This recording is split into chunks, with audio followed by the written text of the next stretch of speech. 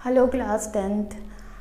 आज का जो हमारा वीडियो है वो आपके फर्स्ट चैप्टर का बहुत ज़्यादा इम्पॉर्टेंट जो पार्ट है that is types of chemical reaction, इसके ऊपर है।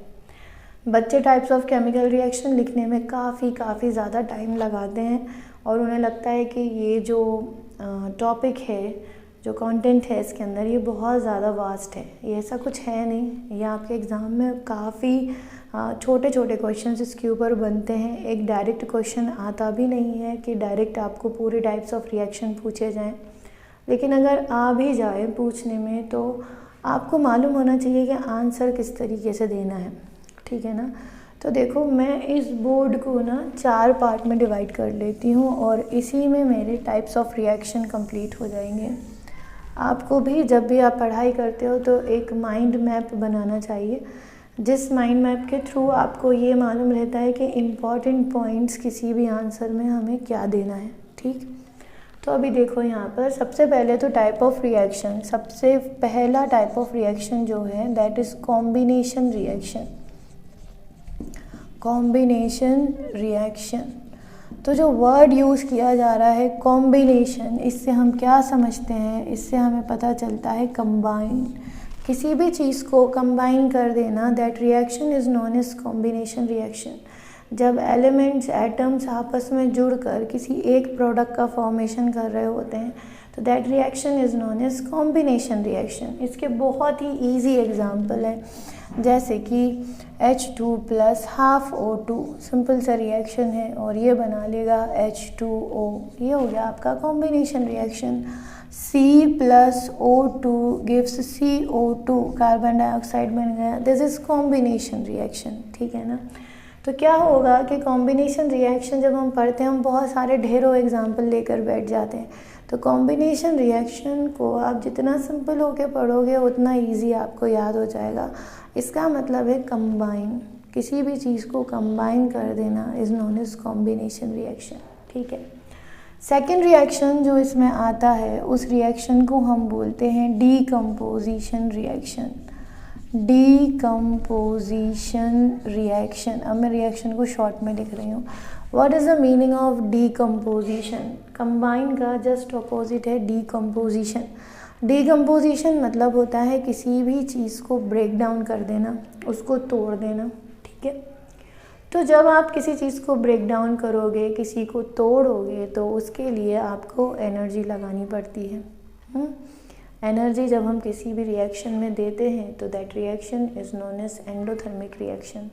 तो डिकम्पोजिशन रिएक्शन में आप जो रिएक्शन देखोगे, मतलब अब डिकम्पोजिशन के हम टाइप्स पढ़ेंगे, क्योंकि अब हम जो एनर्जी देने वाले हैं वो अलग अलग सोर्सेज से देंगे, अलग अलग तरीके की एनर्जी देंगे, ठीक है। तो ध्यान रखो कि डिकम्पोजिशन का मतलब क्या होता है? टू ब्रेक, किसी भी चीज़ को तोड़ देना। यहाँ पर कंबाइन कर दिया गया, यहाँ पर ब्रेक कर दिया गया, तोड़ दिया गया, ठीक है। तो पहला हम एग्जाम्पल इसमें जो ले रहे हैं वो क्या हो रहा है? Thermal decomposition. Thermal decomposition. So what is the meaning of thermal? Thermal का मतलब होता है हीट। हीट के थ्रू किसी चीज़ को ब्रेक डाउन कर देना, that is known as thermal decomposition. एक एग्जाम्पल हम ले लेते हैं, जैसे कि कैल्शियम कार्बोनेट, ठीक है ना। कैल्शियम कार्बोनेट को हीट का सिंबल आप बनाओगे। कैल्शियम कार्बोनेट को जब हम हीट देते हैं तो it will convert into calcium oxide plus carbon dioxide. तो देखो यहाँ क्या हुआ कि हीट की प्रेजेंस में हमारे पास एक रिएक्टेंट था जो कि टूट कर कन्वर्ट हो गया 2 प्रोडक्ट में, और जो प्रोडक्ट बने हैं वो कौन है? Calcium oxide. इनके नाम अगर ध्यान नहीं रहे तो ध्यान से सुनो। This is calcium carbonate will convert into calcium oxide and carbon dioxide. So this is an example of thermal decomposition. दूसरा हमारा decomposition जो होता है that is electrolytic decomposition, ठीक है।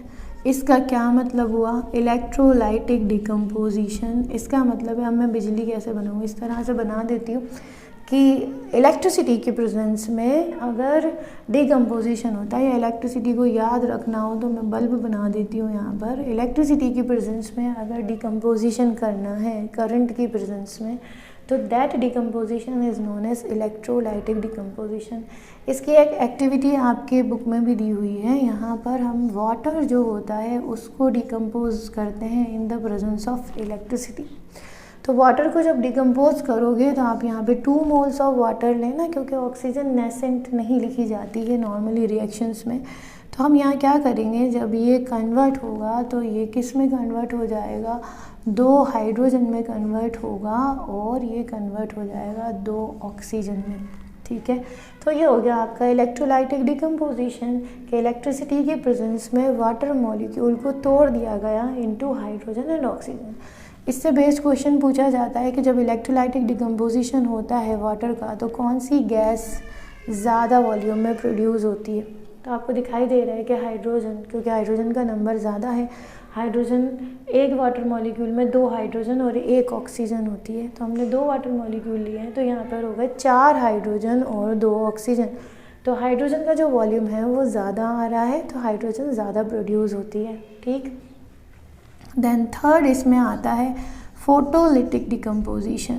फोटोलिटिक डिकम्पोजिशन, इसके लिए मैं क्या बनाऊंगी, फोटोन से लिया गया है ये वर्ड, और इसका मीनिंग क्या होता है, इसका मीनिंग होता है सनलाइट। सनलाइट की प्रेजेंस में जो डिकम्पोजिशन होता है that decomposition is known as photolytic, और फोटोलाइटिक भी पढ़ा जाता है इसको। This is photolytic decomposition. ठीक, इसका एग्जाम्पल हम ले लेते हैं, जैसे कि सिल्वर क्लोराइड AgCl। बहुत से बच्चे गलत लिखते हैं AgCl2। Ag की जो वैलेंसी है that is positive, 1 positive, and Cl की वैलेंसी 1 नेगेटिव होती है। तो फार्मूला बनेगा AgCl। अब जैसे कि ऑक्सीजन को हम अकेला नहीं निकाल सकते, इसी तरह क्लोरीन भी डाई एटोमिक होती है, उसको भी आप सिंगल नहीं निकालोगे। तो मैं यहाँ लिख देती हूँ 2 AgCl। So it will convert into 2 Ag positive plus Cl2 जो कि गैस होती है क्लोरीन। ठीक है, तो ये हो गया आपका decomposition reaction, photolytic decomposition reaction. ठीक है, थर्ड हमारा टाइप्स ऑफ रिएक्शन ये हो जाता है डिस्प्लेसमेंट रिएक्शन। डिस्प्लेसमेंट रिएक्शन, ठीक है। अब डिस्प्लेसमेंट रिएक्शन जो होता है इसका मतलब क्या है, किसी को डिस्प्लेस कर देना, किसी की जगह पर आ जाना। अब कोई अगर किसी की जगह पर आ रहा है, फॉर एग्ज़ाम्पल मैं यहाँ खड़ी हूँ और मेरी जगह पर अगर कोई आएगा तो उसको मुझसे ज़्यादा पावरफुल या ताकतवर होना चाहिए, ठीक है ना। तो मैं यहाँ से तब तक नहीं हटूँगी जब तक कि कोई मुझसे ज़्यादा पावरफुल नहीं आ जाता। इसी तरीके से जब हम केमिकल रिएक्शन करवाते हैं, उसका किसी चीज़ से रिएक्शन करवाओगे तो जिससे भी रिएक्शन करवा रहे हो वो उतना पावरफुल होना चाहिए कि वो सामने वाले को डिस्प्लेस कर दे, उसको हटा दे और उसकी जगह खुद ले ले, ठीक है। उसके लिए हमें एक सीरीज़ याद करनी पड़ती है और वो सीरीज़ कहलाती है इलेक्ट्रोकेमिकल सीरीज़, या हम उसको बोल दें रिएक्टिविटी सीरीज़। तो रिएक्टिविटी सीरीज़ क्या है, काशी नाथ का माली आलू ज़रा फीके पकाता है, कौन है आगे आओ। This is the reactivity series. जो आपको याद रखना है कि पोटेशियम सबसे ज़्यादा रिएक्टिव होता है, वो इनमें से किसी को भी रिप्लेस कर सकता है। फिर पोटेशियम के बाद आता है सोडियम। अगर आपने कहीं सोडियम को लिया तो सोडियम पोटेशियम को रिप्लेस नहीं कर सकता, because potassium is more powerful then sodium, लेकिन सोडियम बाकी सबको रिप्लेस कर सकता है। इसी तरीके से अगर कैल्शियम को लिया तो कैल्शियम पोटेशियम और सोडियम को रिप्लेस नहीं कर पाएगा, because these two are more powerful than calcium, लेकिन कैल्शियम बाकी सबको रिप्लेस कर सकता है। अब आपको समझ में आ रहा होगा कि अगर मैं कहीं मैग्नीशियम ले लेती हूँ तो मैग्नीशियम पोटेशियम सोडियम और कैल्शियम को रिप्लेस नहीं कर सकता, लेकिन बाकी aluminium zinc iron lead hydrogen copper mercury gold silver और गोल्ड इन सबको रिप्लेस कर सकता है। तो जनरली रिएक्टिविटी सीरीज़ में जो हम लेते हैं मॉडरेट रिएक्शन जो शो करता है दैट इज़ जिंक ना, बहुत ज़्यादा विग्रस नहीं होता ये रिएक्शन, बहुत नॉर्मली कामली रिएक्शन करता है जिंक। ये जो होते हैं ये बहुत विग्रस रिएक्शन, बहुत ज़्यादा पावरफुल है, तो बहुत ही ज़्यादा विग्रस रिएक्शन करते हैं। तो जनरली हम रिएक्शन के लिए क्या चूज़ करते हैं, जिंक को, ठीक है, या एल्यूमिनियम को, ये भी चल जाएगा। तो ये रिएक्टिविटी सीरीज़ इसके लिए याद होना चाहिए, डिस्प्लेसमेंट रिएक्शन के लिए। काशीनाथ का माली आलू ज़रा फीके पकाता है, कौन है आगे आओ। बस इसको याद कर लो तो आपका डिस्प्लेसमेंट रिएक्शन कोई गलत कर ही नहीं सकता। देखो जैसे कि अगर मैंने यहाँ पर एग्जाम्पल ले लिया, डिस्प्लेसमेंट में ये ध्यान रखना कि एक सॉल्ट होता है और एक मेटल होता है। हमें एक मेटल लेना पड़ेगा और दूसरी तरफ एक सॉल्ट को लेना पड़ेगा।